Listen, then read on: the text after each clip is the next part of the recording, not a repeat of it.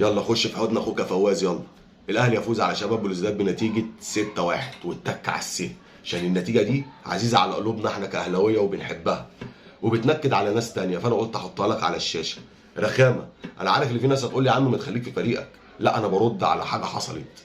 من بعد ماتش باتشوكا طبعا عرفنا وشفنا لجان السوشيال ميديا بتاعت الزمالك والاعلاميين استهدفوا النادي الاهلي ولاعيبه النادي الاهلي واوضه اللبس بتاعت النادي الاهلي عشان يفركشوا الفريق.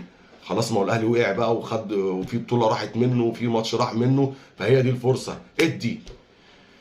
اوعى تلعب اللعبه دي مع النادي الاهلي. الاهلي لما بيقع ماتش او يقع بطوله او الكلام ده كله بيعرف يرجع ازاي. الدور بقى عليك انت.